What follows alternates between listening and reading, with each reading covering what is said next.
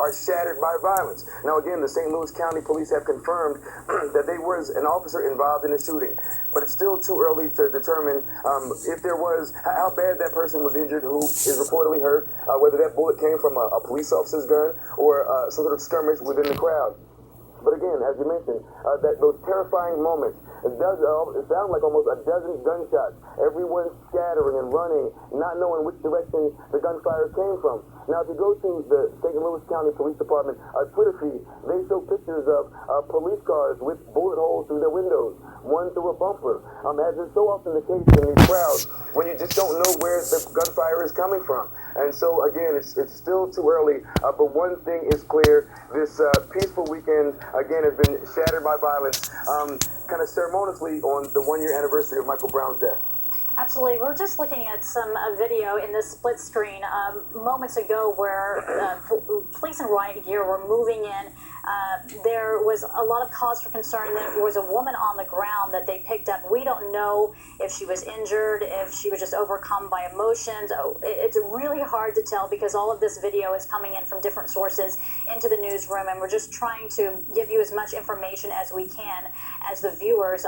And as this looks like maybe it's one of the shops there that the window has been broken out. Tremaine, have you heard of much vandalism and violence of that sort in the area tonight? Well, so far, and depending on which language you want to use, some people have said there was looting. The police chief, John Belmar of the county police, on a live news coverage, he said he would caution the word looting. It was crime. It was burglary. Someone broke in and stole a cash register. But again, there's also been other reports of some other activity further down, of smashed windows and other burglaries and break-ins.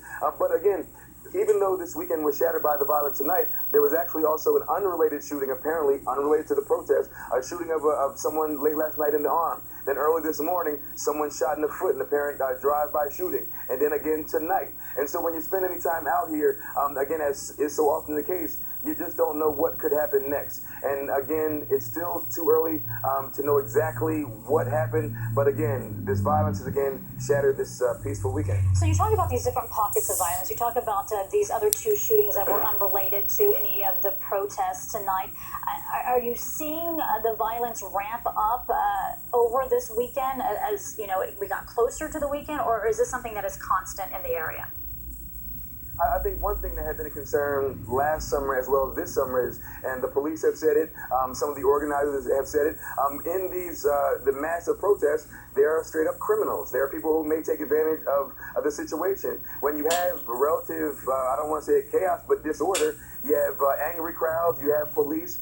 It's dark in many of these stretches. Again, we're talking about a commercial district with businesses lining each side of the road, many dark alleys. And again, that has always been the concern.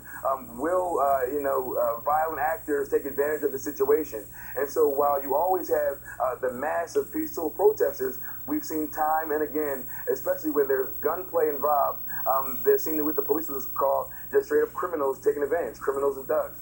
Well, and that goes to a point that you made a little bit earlier about store owner. One in particular, I believe you said a liquor store. He was out there with a gun. It was in plain view, protecting his property. This avenue, this West Florissant Avenue, this is where we saw scenes of a violent protest last year. So I imagine as this weekend came closer, a lot of those owners, some of them who had to put back the pieces of last year, were saying to themselves, you know what, this will not happen again. Not to my store, not to my business. Well, certainly we've seen, especially that night of the non-indictment when a grand jury cleared Darren Wilson of all charges, and we saw that stretch of West Florissant up in flames, and so many business owners lost their livelihoods and their businesses. But when we talk about violent protests, another concern had been from the protesters, because we also saw violence from the police and tear gas and rubber bullets. And so some have already taken to Twitter and saying, on August 9th, the same day that police killed Michael Brown, police, they're speculating, may have killed someone else. Now, again, that's without the details about what exactly happened. I mean, if there is, in fact, a serious injury, it could have come from someone else in the crowd. it could have come from a police officer.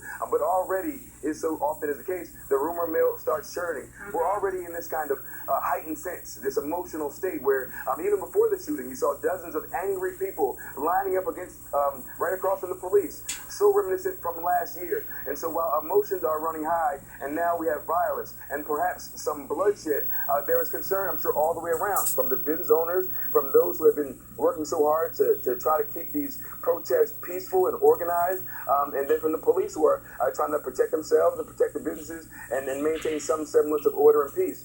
But again, as we've seen here time and again, things can very quickly unravel. Yes, they can. And I want to get back to that video that we showed just a little bit earlier of those shots being fired within the crowd. I want you to take a moment now to look at the video as it comes into the MSNBC newsroom.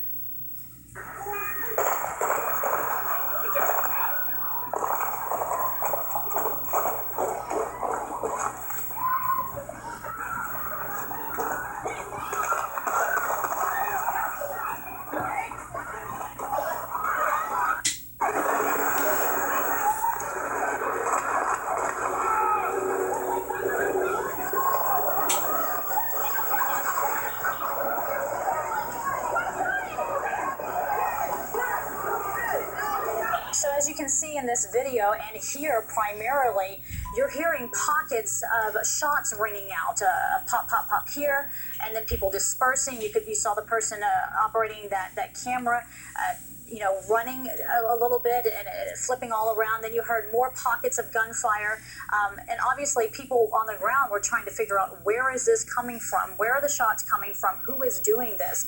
I want to take you to some sound right now from those people who are on the ground and were on the ground. Take a listen.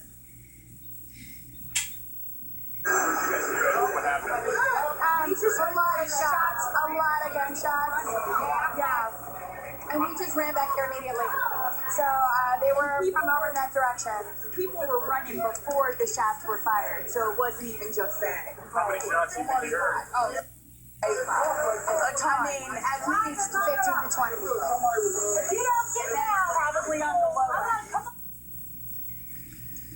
Okay, so you heard there the lady say 50 to 20. I'm not sure if we heard that many in that little piece of video, but again, we have no idea when that video cut off and if there were shots fired either before or after it started recording and then stopped recording. So there are a lot of questions tonight, and it is just really, really unfortunate, Tremaine. And I think a lot of people's hearts are broken to hear that this even happened on a weekend where it was simply to remember and to hold a memorial to what happened there, and more importantly, to move forward with progress.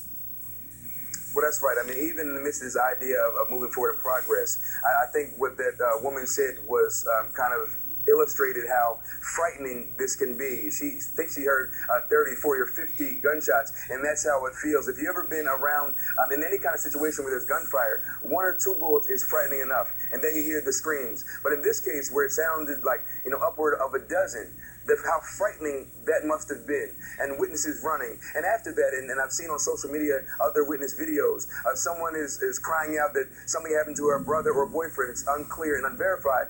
But again, that sheer, just how frightening that is. And coming again a year after Michael Brown's death, which, and again, sparked off massive change, not just in this community, but kind of sparked this broader dialogue, not just about race, but policing in this country, and municipal court reform, and mass incarceration, all of these kinds of other conversations that have unfurled from this tragic killing 1 year ago. And even in this community where the Department of Justice released this very scathing report that spoke to how the police department, the courts were basically fleecing the black community of the resources and wealth, unfairly jailing them because they simply couldn't pay bond. And so there have been changes in the court system, and people are so hopeful that this year would mark a moment of change. But when you talk to people here on the ground, they say not much has changed. We see that there has been a black police chief, an interim police chief brought in from Arizona. They say perhaps he's just a shell.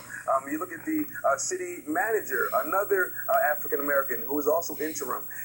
Is there real systemic change here? Is there real tangible change here? That had always been the concern. How much would be enough? And would all of these changes have any teeth? And would this community rally behind it?